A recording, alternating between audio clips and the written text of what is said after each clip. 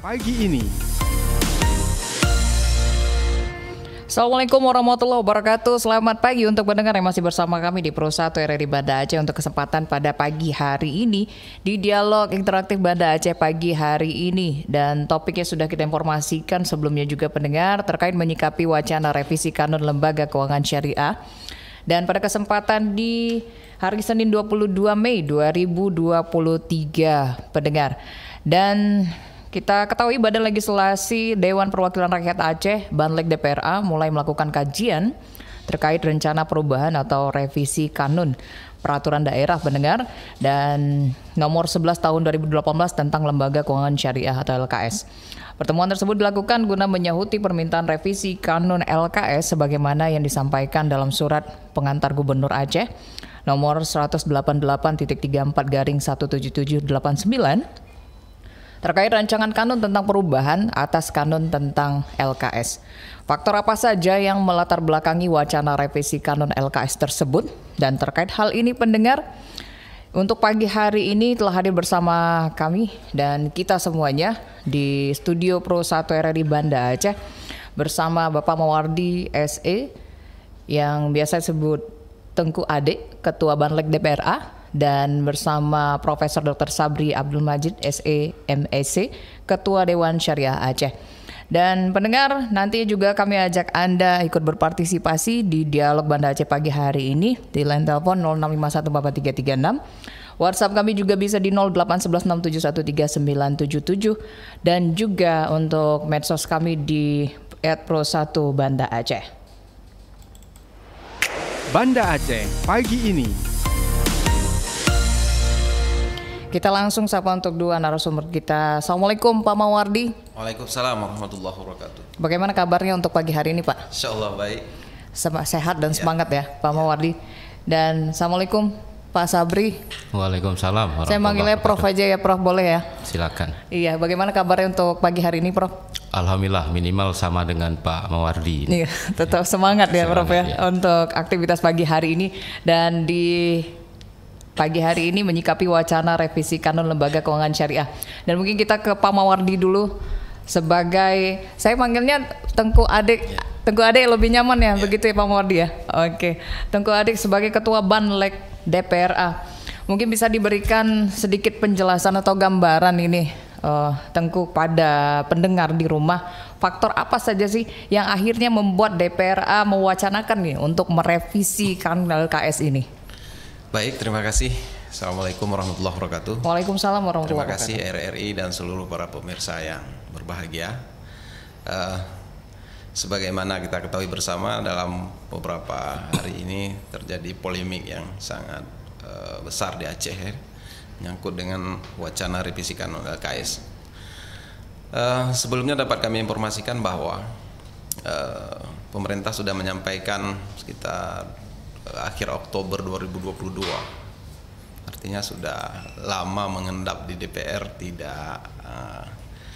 artinya tidak ada pergerakan yang dilakukan, mengingat ada beberapa kesibukan di akhir tahun kemarin itu. Nah, menjelang terjadinya beberapa kendala di Bank BSI kemarin, sehingga bermunculanlah isu-isu yang sebelumnya sebenarnya saya sebagai Ketua Badan Legislasi juga sudah beberapa kali diundang oleh beberapa lembaga untuk membicarakan tentang wacana-wacana bahwa kondisi ekonomi Aceh dengan berbagai macam alasan, bagaimana mencari solusi dan ruang terhadap pertumbuhan ekonomi masyarakat Aceh dengan kendala semua bank konvensional sudah angkat kaki dari Aceh dengan akibat pelaksanaan daripada kanun LKS ini. Jadi ada terasa dari pihak pengelola ekonomi, terutama para pelaku bisnis pariwisata, mereka mengeluhkan. Pada posisi ini kami DPR Aceh sebenarnya dihadapkan pada dua pilihan yang sulit, dua pilihan yang sangat sulit. Di satu sisi semua masyarakat itu adalah masyarakat Aceh yang harus didengar oleh DPR. Yang pertama bahwa ada pro kontra antara yang ingin kanun LKS ini tetap berjalan, dan pada sisi yang lain ada hal yang sangat urgent juga menyangkut dengan pertumbuhan ekonomi Aceh dan keinginan daripada beberapa pelaku ekonomi yang merasa resah. Ditambah lagi dengan kejadian kemarin, yaitu kolapsnya 2 hari Bank BSI sehingga menyebabkan kepanikan yang terasa ini, sehingga seakan-akan kanun LKS-nya yang menjadi sasaran. Nah, ini juga ada pro kontra di tengah-tengah masyarakat. Nah, hal inilah yang menjadi latar belakang kenapa kami DPR Aceh setelah sekian bulan permintaan daripada pemerintah itu untuk melakukan revisi, kami masih belum menyentuhnya, tapi di beberapa hari kemarin kami sudah melakukan rapat perdana. Dari hasil rapat di Badan Legislasi berkesimpulan bahwa ini perlu dilakukan semacam diskusi lebih besar, melibatkan semua stakeholder, bagaimana mencari solusi, bagaimana kondisi keadaan Aceh, bagaimana penerapan syariat Islam kita juga.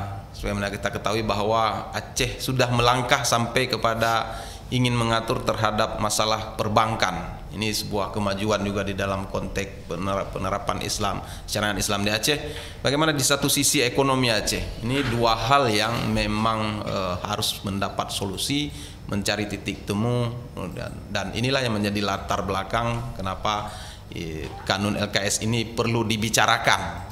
Artinya bukan dalam konteks kepastian revisi atau tidak, itu nanti setelah kita akan duduk dengan forum melibatkan stakeholder, para ulama, MPU, para pengusaha, dan semua elemen masyarakat, yang nanti baru kita akan mengambil kesimpulan revisi dalam bentuk apa, bagaimana setelah kita melakukan kajian yang mendalam. Mungkin demikian dari saya.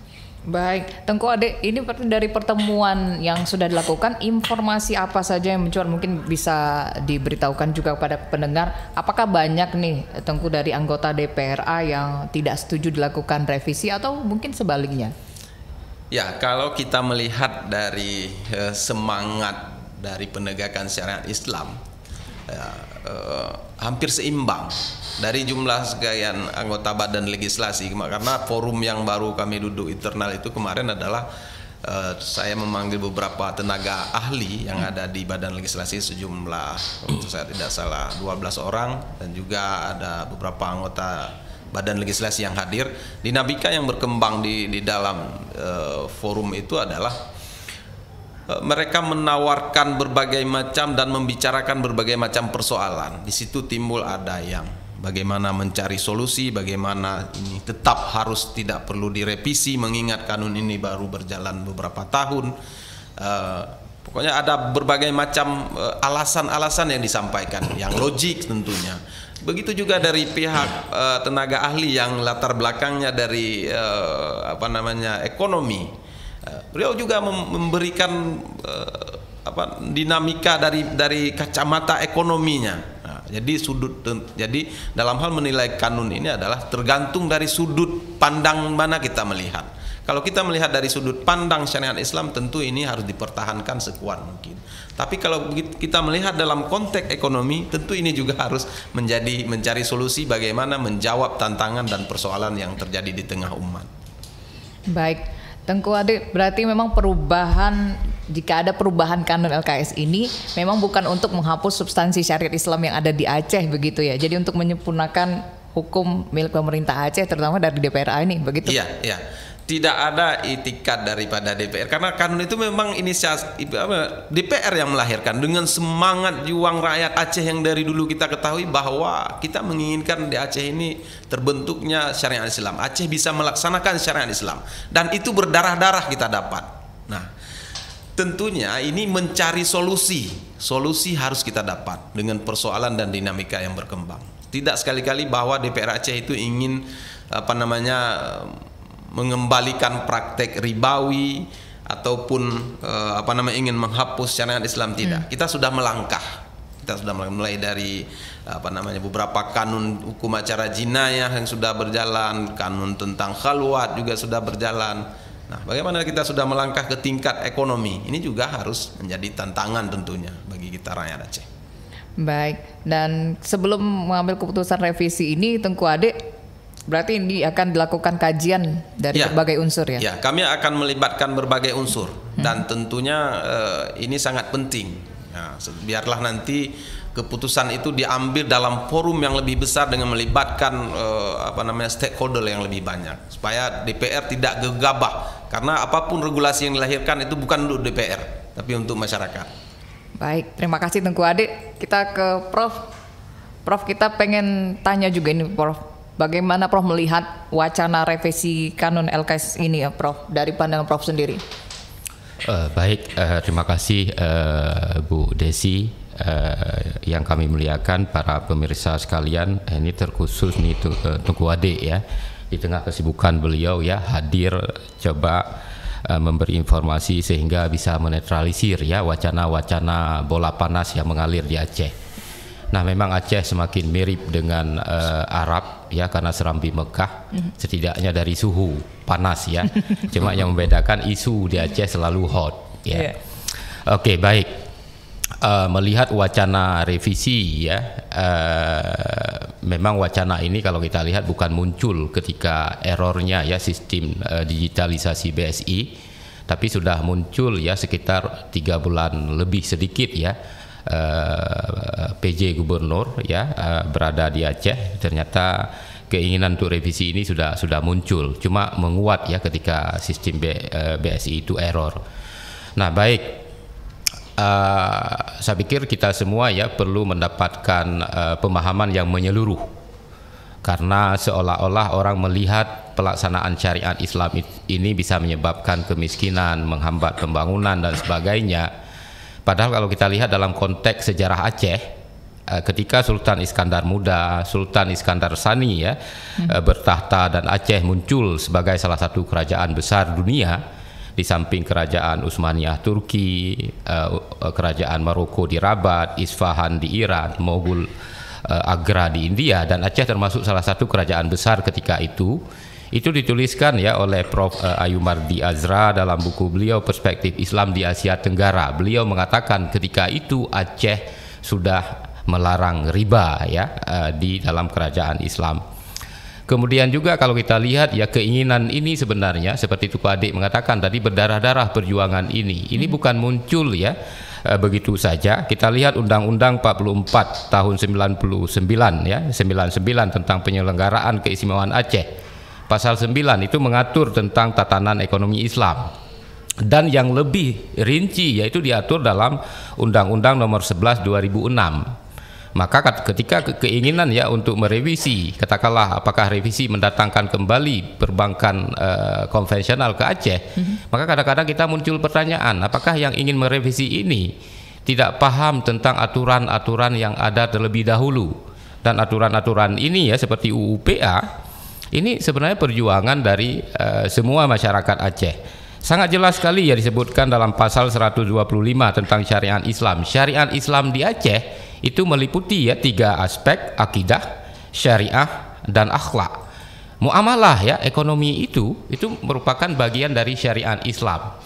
Maka ketika kita melaksanakan syariat Islam di Aceh, bukan hanya saja bicara ibadah, ya interaksi kita dengan Allah Subhanahu wa taala, tetapi juga muamalah ya, transaksi kita, interaksi kita sesama manusia, termasuk juga bicara tentang operasional perbankan.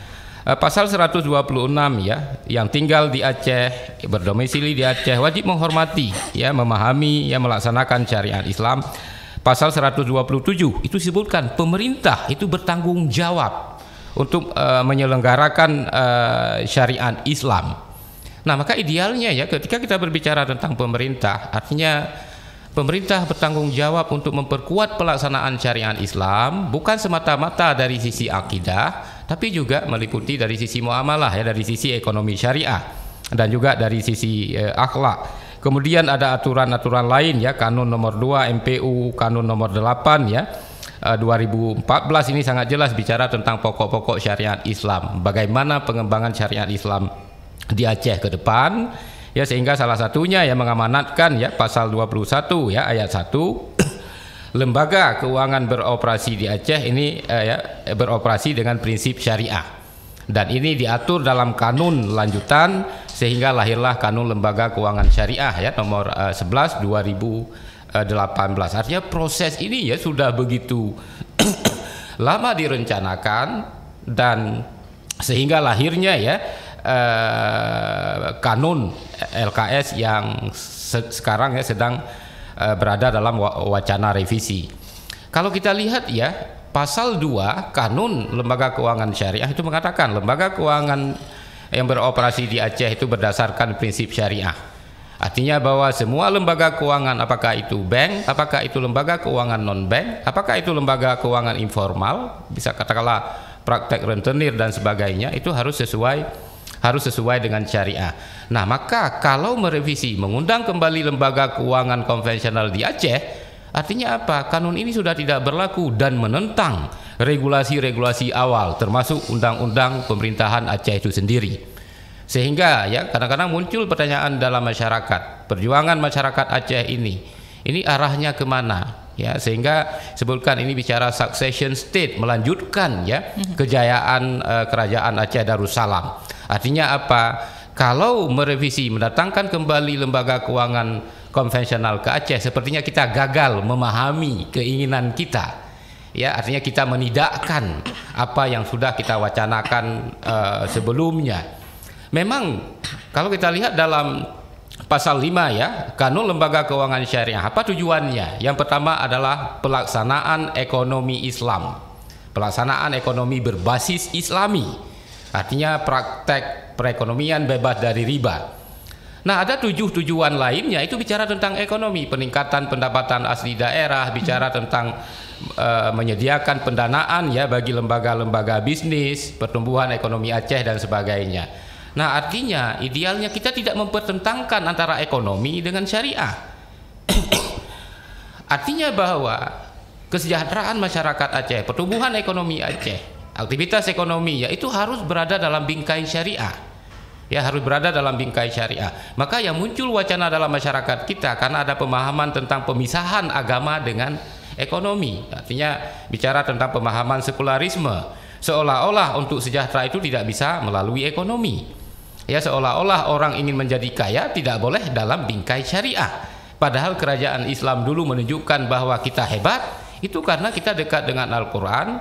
Ya, ketika itu riba sudah dilarang di Aceh. Maka saya hanya ingin ini ya menyampaikan bahwa ketika kita ingin mendatangkan kembali lembaga keuangan konvensional, seolah-olah kita ya memakan ludah sendiri ya, artinya karena kita sudah menyebutkan dari awal ya dalam undang-undang UPA dan sebagainya.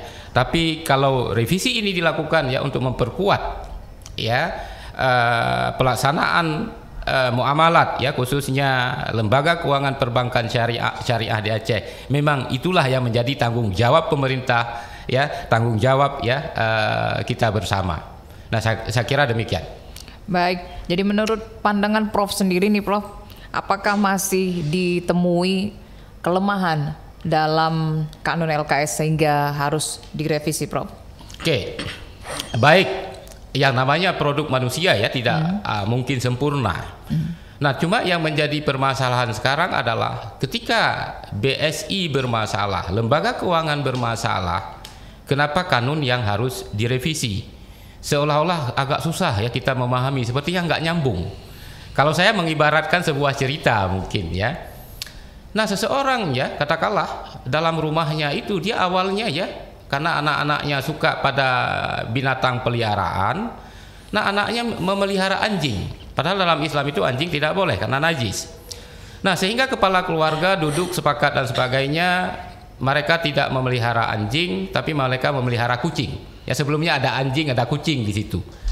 Nah, akhirnya kepala keluarga duduk sepakat kita hanya memelihara kucing, tidak memelihara anjing. Nah, dalam perjalanannya ya kepala keluarga berganti. Ya, kepala keluarga berganti, ketika beliau berganti, nah tiba-tiba ya, artinya rumah ya, ketika mereka memelihara anjing, rumahnya ini sangat kondusif. Ya, memelihara binatang sangat kondusif. ya, artinya bukan karena rumah menyebabkan binatang itu tidak nyaman.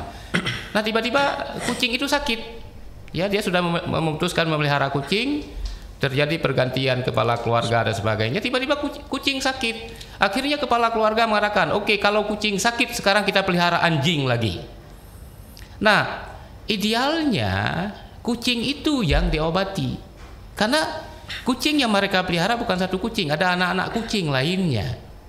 Ya, artinya apa? Kalau kita lihat dalam konteks keacehan, ada 13 ya perbankan syariah yang ada di Aceh. Memang yang paling dominan adalah BSI, diikuti dengan Bank Aceh Syariah. Kita ada 13 ya perbankan syariah dari Aceh. Ada Maybank, ada CIMB, bahkan Maybank itu adalah bukan itu sebuah perbankan internasional ya. Ada BCA Syariah, ada Danamon ya, Permata dan sebagainya.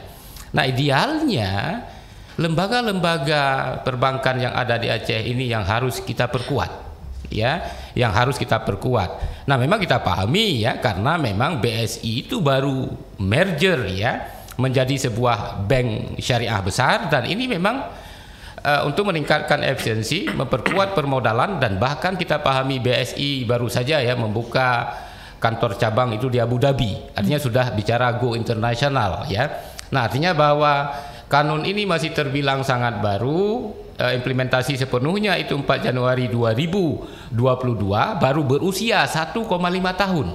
BSI juga baru merger. Nah, artinya memang terlalu awal kalau kita mengatakan lembaga-lembaga perbankan syariah yang ada di Aceh, khususnya BSI ini belum mampu memenuhi. Karena saya selalu ya berkomunikasi, konsultasi dengan kawan-kawan di BSI, apa yang sudah mereka laksanakan. Ternyata ya dalam rentang 4 bulan ya mereka sudah menggantikan 253 ATM, membuat ADC ya dan sebagainya, berusaha sekuat mungkin untuk menciptakan produk-produk padanan yang sebelumnya ditawarkan oleh lembaga keuangan konvensional. Maka kalau saya yang melihat adalah ketika sistem digitalisasi BSI sempat error, dan ini mungkin juga ke depan bukan hanya sistem BSI, bank-bank lain juga ya akan rentan ya terhadap serangan cyber ini ya, cyber attack ya. Artinya apa? Kita sangat mengharapkan regulasi, katakanlah regulator, apakah OJK, apakah ya yang sangat terkait ya tentang lembaga pengawasan perbankan syariah itu harus memberi ya dorongan ya, atau membuat kebijakan-kebijakan khusus ya bagaimana penguatan perbankan syariah di Aceh ini muncul. Dan juga pemerintah ini kalau kita lihat dalam undang-undang UPA disebutkan sebagai bertanggung jawab ya penyelenggaraan syariat Islam termasuk ekonomi, itu harus sebenarnya mengalokasi dana yang sangat memadai ya untuk itu. Saya sebagai ketua DSA misalnya yang memang lahir 1 tahun setelah kanun itu diundangkan, itu diamanatkan DSK ya, Dewan Syariah Kabupaten Kota itu juga harus hadir. Tapi sampai hari ini ya baru dilantik hanya Dewan Syariah Kabupaten Kota Kota Ahmadiyah Banda Aceh. Tapi di kabupaten kota lainnya belum bermunculan. Padahal yang kita harapkan pemerintah mendorong ya sehingga ini lahir penguatan ya syariat Islam di Aceh ini ya bisa berjalan jauh lebih kuat ya. Baik.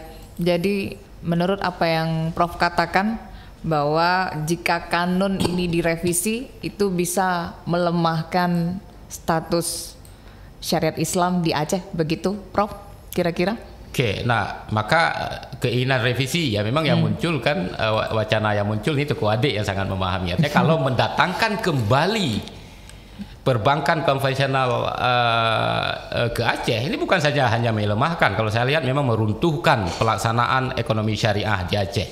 Ya, kita menidakkan apa yang sudah tertulis yang menjadi cita-cita kita ya, yang sudah diamanatkan dalam Undang-Undang Penyelenggaraan Keistimewaan Aceh ya, Undang-Undang Nomor 44, dan juga sangat rinci ya dibahas dalam Undang-Undang Nomor 11 Tahun 2006 tentang pemerintahan Aceh.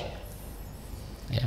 Baik, terima kasih Prof, dan kita juga buka untuk partisipasi pendengar di pagi hari ini di 065144336 dan 08116713977. Untuk kesempatan pagi hari ini Anda bisa langsung menghubungi kami dan bisa memberikan tanggapan Anda pada kedua narasumber kami, ada Tengku Ade dan juga Prof Sabri untuk pagi hari ini. Dan masih di tema kita menyikapi wacana revisi kanun lembaga keuangan syariah.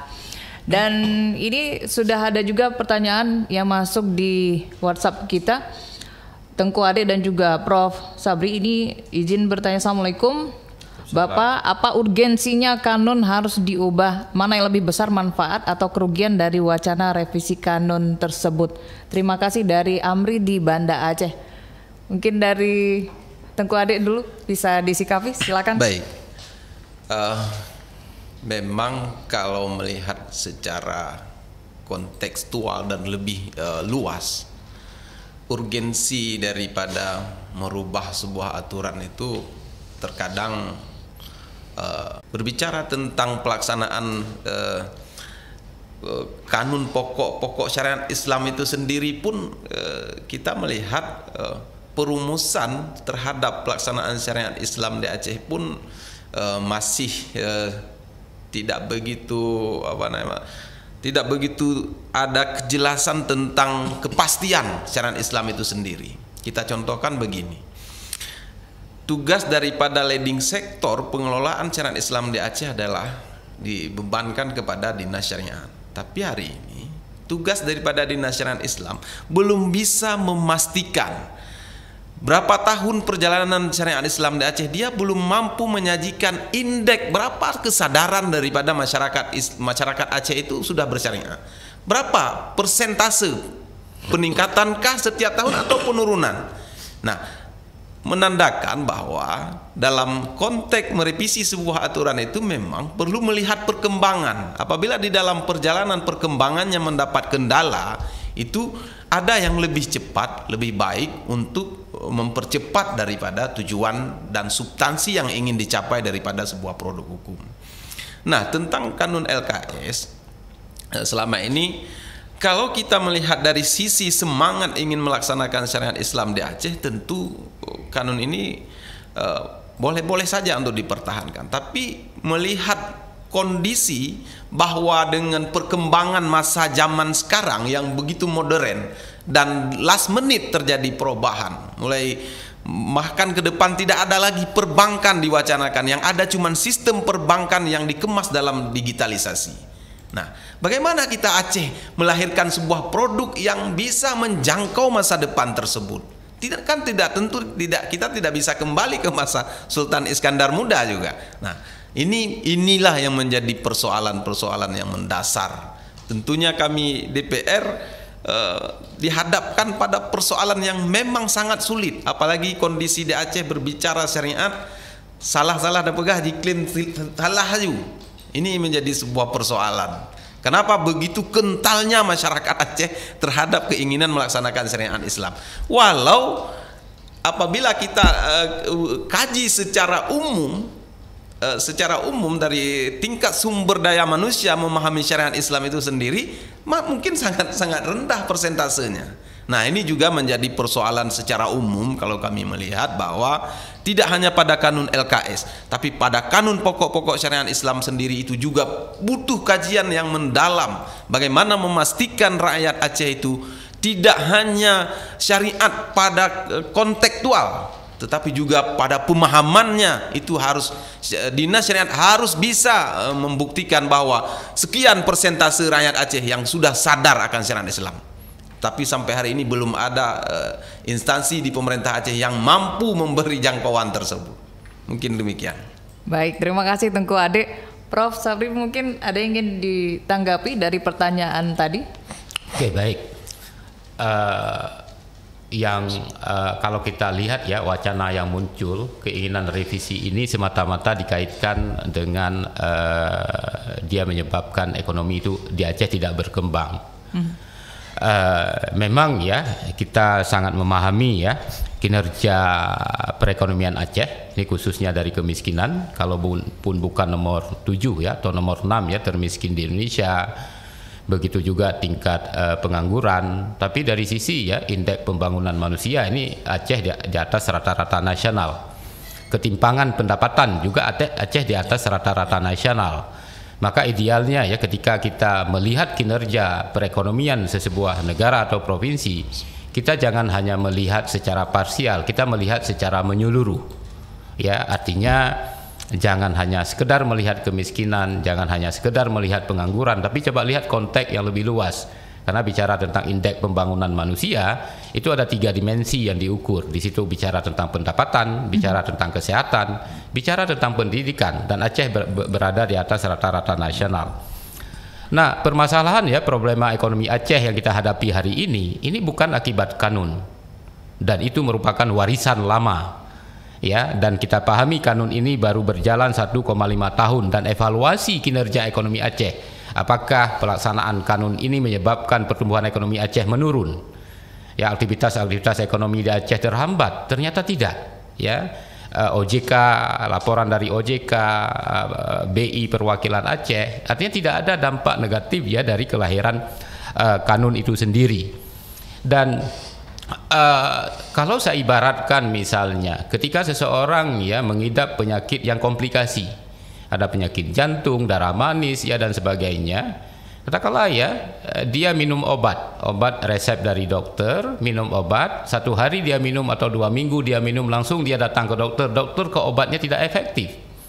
Kita pahami ya, obat itu memerlukan waktu tertentu agar dia bisa efektif. Artinya kanun ya baru berjalan 1,5 tahun. Ya, saya pikir ini tidak fair kalau kita mengatakan bahwa ekonomi Aceh bermasalah karena kanun. Ya, artinya kenapa tidak kita menunggu ya waktu yang agak terlalu lama untuk melihat itu. Ini maaf Tunku Adik ya, kadang-kadang saya secara bergurau mengatakan ya, kanun itu kita yang melahirkan, konsensus kita bersama dan para anggota dewan yang mengesahkan. Ya, sehingga saya mengatakan kalau terlalu cepat kita revisi, maunya kita tunda dulu, nanti bagah tak dibangai. Ya, karena kita sendiri ya yang merevisi itu sendiri ya. Nah, maka ini saya pikir saya sangat sepakat dengan Duku Adik tadi ya, bicara tentang seberapa besar pemahaman masyarakat Aceh terhadap pelaksanaan syariat Islam. Nah, maka kita ya harus memperkuat pelaksanaan syariat Islam ini, jangan karena sekarang orang hanya bicara apa? Bicara aspek akidah. Ya, saya pikir bagaimana pendidikan di Aceh juga harus bersyariat. Ya, bagaimana katakanlah sistem kebijakan publik atau bicara politik di Aceh juga harus bersyariat. Karena memang agak berat ya kalau katakanlah tugas itu dibebankan ke dinas tertentu. Ya, pelaksanaan syariat Islam di Aceh khususnya di dinas syariat Islam. Ya, karena pemahaman masyarakat. Kalau pendidikan masyarakat itu rendah, ya apapun yang kita lakukan kebijakan itu akan sangat berat. Ya, artinya apa? Lembaga-lembaga pendidikan di Aceh mulai dari TK, dari SD ya dan seterusnya ya, itu sebenarnya ada konten-konten khusus ya berbicara tentang syariat Islam. Kalau kawan-kawan yang belajar di lembaga pendidikan agama ya mereka memahami tentang itu. Tapi bagaimana dengan kawan-kawan yang belajar ya di lembaga-lembaga perguruan tinggi umum? Nah, seharusnya mereka harus memasukkan konten-konten kesyariatan ya, harus masukkan konten-konten kearifan lokal di Aceh ya, sehingga mereka memahami ya pemahaman dasar ya, sehingga ketika mereka kembali dalam masyarakat ya mereka tidak dibingungkan ya dengan apa pemikiran, mereka punya pemikiran yang utuh ya tentang pelaksanaan syariat Islam, sehingga tidak memisahkan ekonomi dengan Islam, tidak memisahkan politik dengan Islam, tidak memisahkan ya pendidikan dengan Islam, tetapi politik, ekonomi, budaya, pendidikan dan sebagainya itu sebenarnya adalah diikat dalam bingkai ya, dalam bingkai syariat ya. Memang tugas kita besar ya, saya pikir apapun yang dilakukan oleh kawan-kawan khususnya di Dewan, saya pikir adalah perjuangan yang sangat luar biasa ya untuk melaksanakan syariat Islam di Aceh ya. Baik, terima kasih Prof. Dan kita akan break sebentar, pendengar masih di Dialog Banda Aceh pagi hari ini. Banda Aceh pagi ini.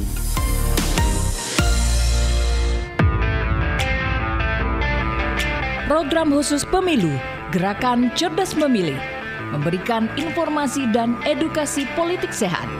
Catat tanggalnya ya. Rabu 31 Mei 2023. Menghadirkan Teguh Rifki Harsha, Wakil Ketua Komisi 1 DPR Republik Indonesia, Akmal Abzal, Ketua Divisi Pendidikan Pemilih dan Parmas KIP Aceh, Zainal Abidin, Pengamat Politik, Agus Syahputra, Ketua Panwasli Aceh, Raudatul Hasan Ali, Koordinator Koalisi Anak Muda Demokrasi Resilience. Dimudiakan oleh Halia Ben, Ian Z, NBC Breakdancer. Unduh dan dengarkan juga di aplikasi RRI Playgo dan YouTube channel RRI Banda Aceh Official.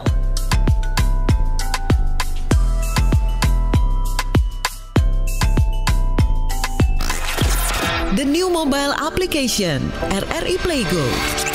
Dapatkan fitur-fitur baru di New RRI Playgo. Daftarkan akun dengan nomor handphone atau email untuk menikmati semua fitur dan konten yang ada dalam aplikasi RRI Playgo.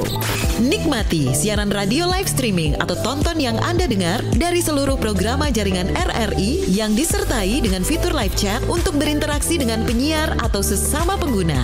Dengarkan musik favorit melalui playlist dengan berbagai genre dan dekade koleksi kami. Simak berbagai siniar dan berita dalam bentuk podcast audio dan video. Dapatkan beragam berita terkini.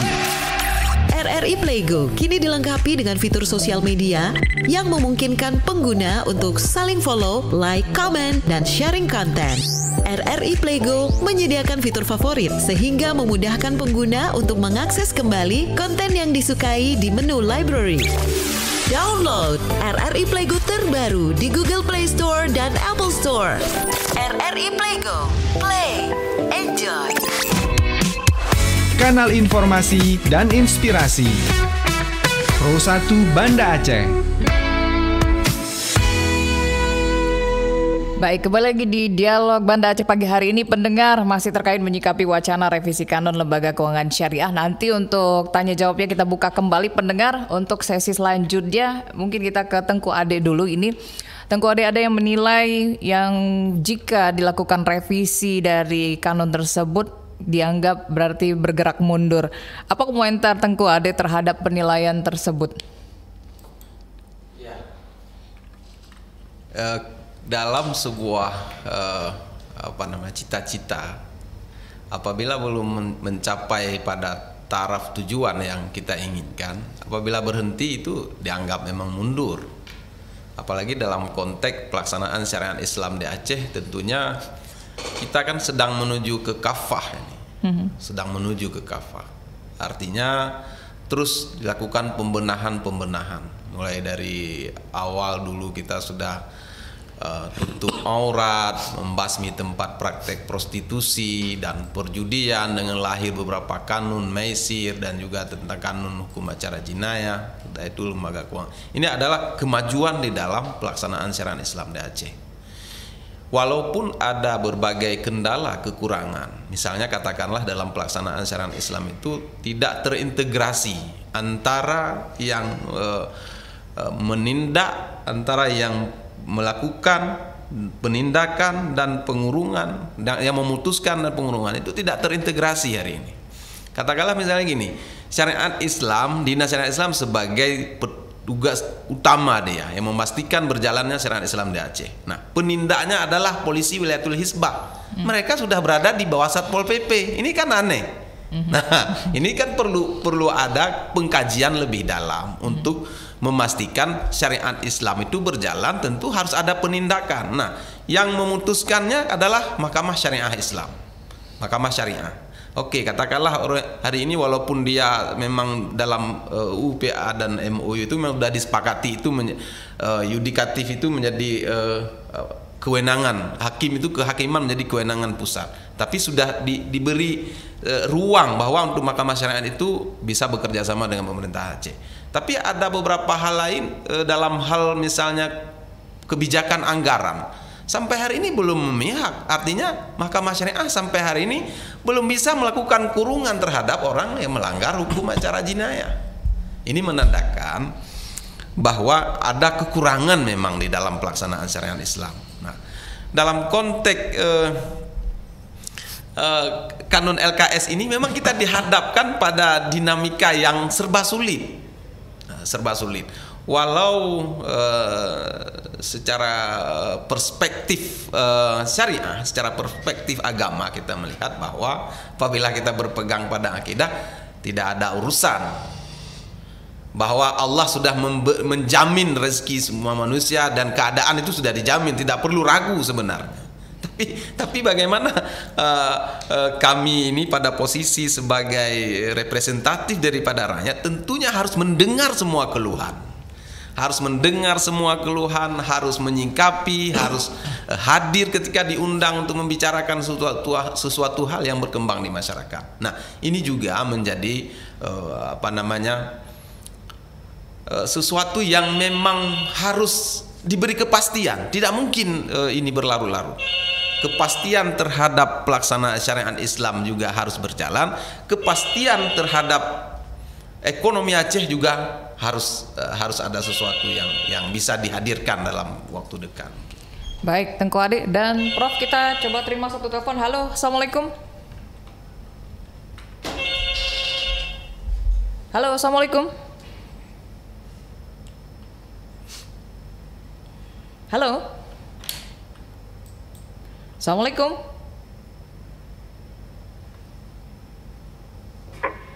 Halo. Iya, selamat siang. Dengan siapa di mana, Pak?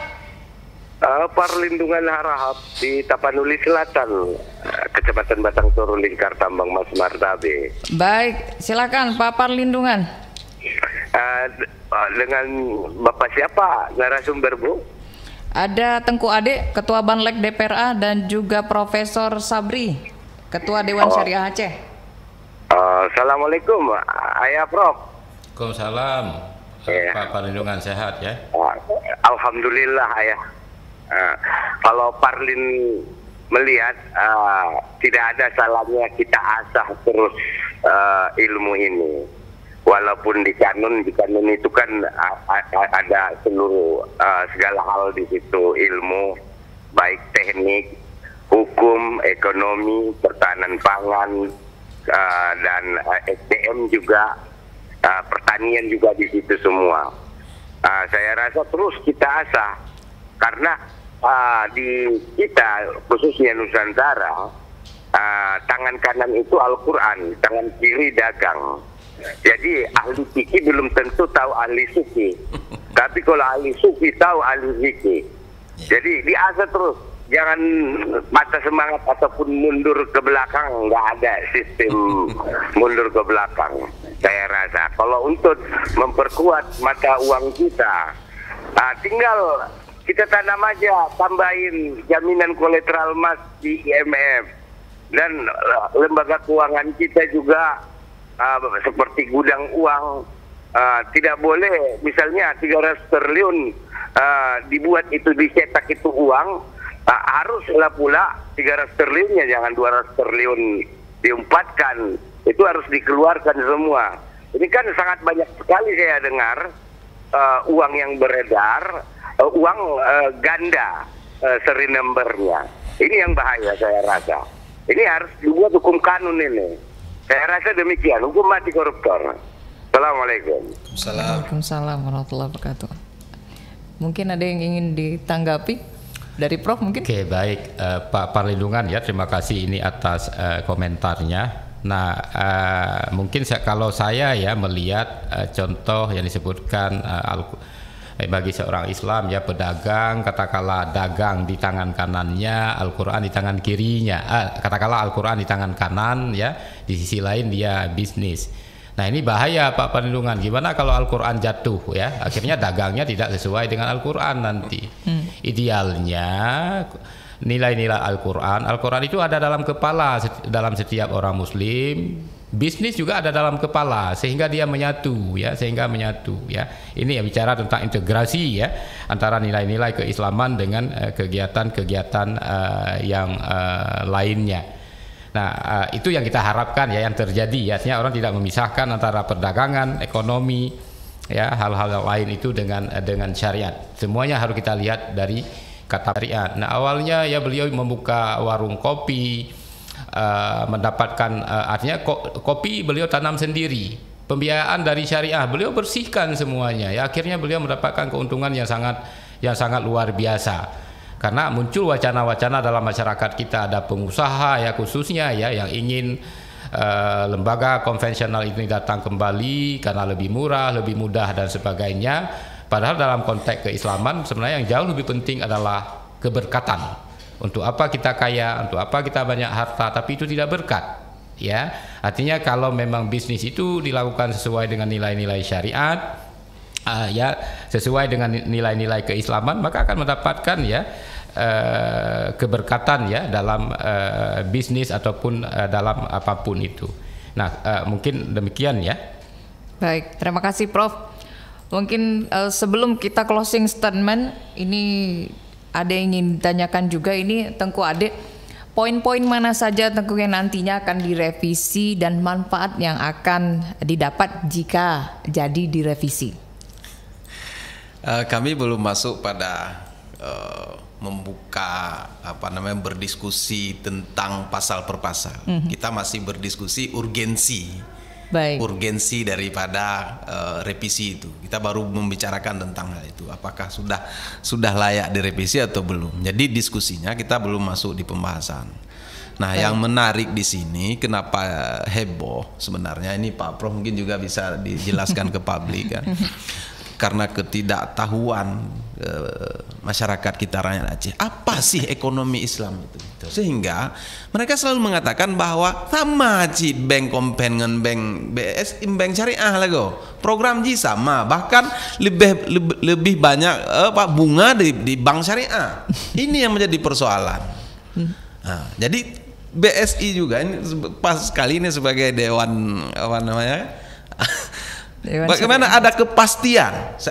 Kalau saya pernah menawarkan, kalaupun direvisi di dalam kanun itu, Dewan Syariah itu harus diberi mandat dia sebagai pemegang otoritas terhadap semua program perbankan. Dia yang menjamin.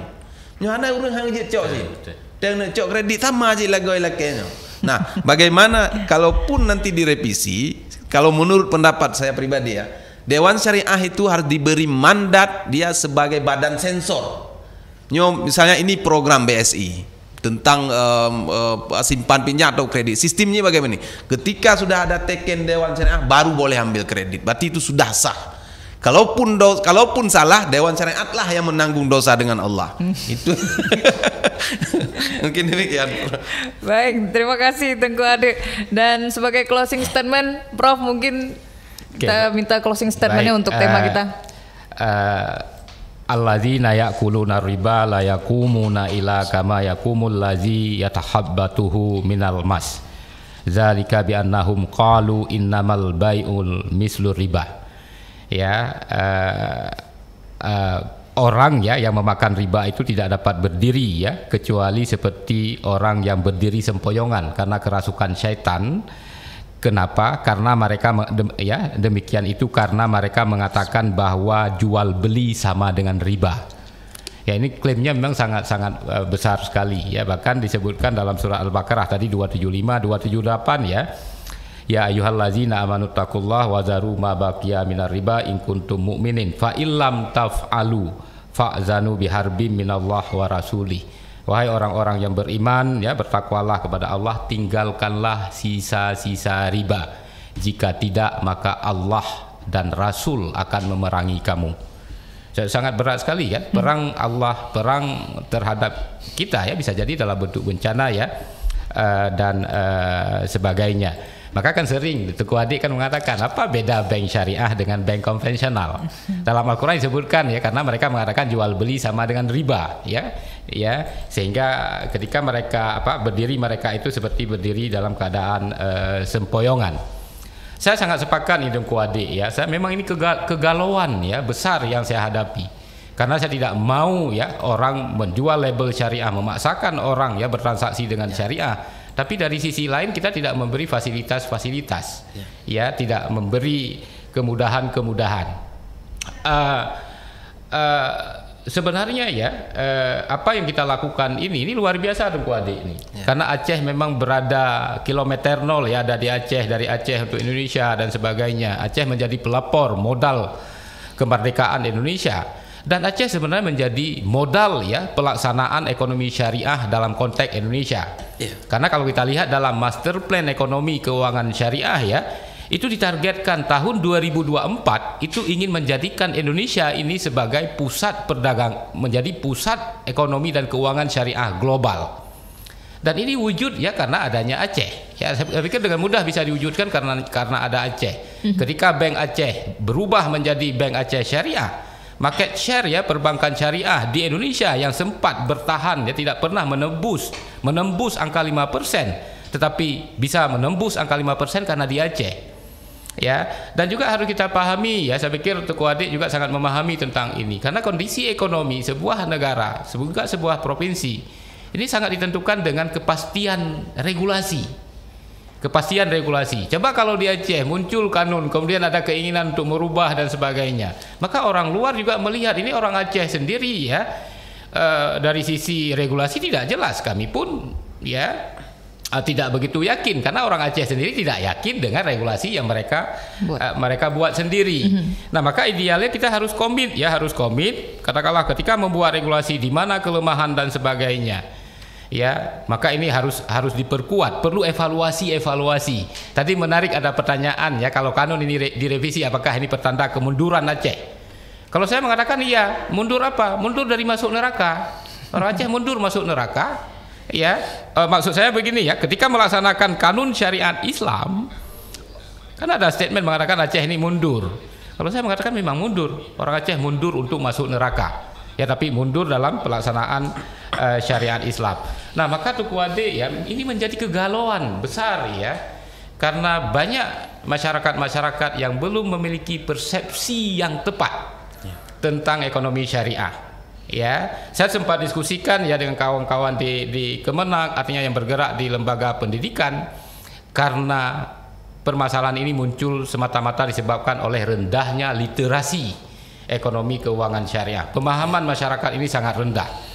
Ya, maka oleh karena itu sangat penting sekali. Ya, sangat penting sekali. Dan saya sebenarnya sudah coba melakukan ya ingin membuat pengabdian ya, tapi ini sangat bergantung ya ada pendanaan atau tidak. Artinya apa? Mulai TK ada ya kurikulum ekonomi syariah. Mereka tidak diajar main ular tangga. Kalaupun mereka diajar main ular tangga, tapi ketika jatuh tangga itu masuk ke neraka. Kalaupun diajar mereka main monopoli, tapi bukan bicara hanya hadiah, uang dan sebagainya, tapi bisa jadi hadiah dia dapat hadiah umrah, haji. Artinya sejak kecil ya pemikiran mereka dibentuk. Di sekolah dasar, di madrasah ibtidaiyah, di SMP, SMA, level dan sebagainya, seharusnya konten-konten ya ekonomi syariah itu harus masuk. Itulah sebenarnya yang mencirikan Aceh. Pendidikan Aceh itu harus Islami. Tapi sekarang saya melihat ya, pendidikan Aceh ada Kanwil Depak, ada Dinas Pendidikan, ada MPA, Majelis Pendidikan Aceh. Artinya yang mengatur ya, lembaga yang mengatur pendidikan Aceh itu banyak. Tetapi kalau kita lihat ya, kualitas pendidikan Aceh berada di bawah level nasional, kalau saya masih bisa menerima. Tapi setidaknya Aceh punya keunikan. Artinya coba misal kalau di Aceh semua yang tamat SD bisa hafal juz amma, saya pikir akan sangat keren ya. Maka dukungan dari Dewan ya, ini khususnya kebijakan anggaran ya, harus berpihak pada pelaksanaan syariat Islam. Oke, demikian. Baik, terima kasih. Dan waktu kita memang sudah mepet sekali ini, Prof dan juga Tengku Adik untuk kesempatan pada pagi hari ini. Mungkin 1 menit bisa Tengku Adik sedikit closing statementnya terkait tema kita sedikit saja.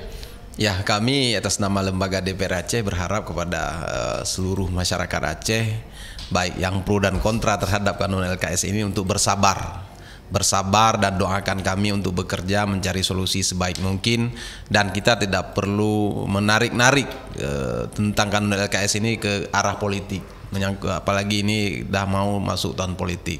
Jadi jangan memperkeruh suasana, bersabarlah dan mengharap doa ridha daripada Allah. Semoga ujian ini bisa kita lalui bersama ya Prof ya. Mungkin demikian. Baik, terima kasih untuk Bapak Wardi SE dan mungkin bisa kita sebut Teguh Ade dan Ketua Banlek DPRA, dan juga Profesor Dr. Sabri Abdul Majid SE MSc, Ketua Dewan Syariah Aceh, untuk hari ini sudah hadir di studio Pro 1 RRI Banda Aceh. Terima kasih untuk pendengar sudah berpartisipasi bersama kami di Dialog Banda Aceh pagi hari ini. Dan kita ketemu lagi di lain waktu untuk dialog interaktif.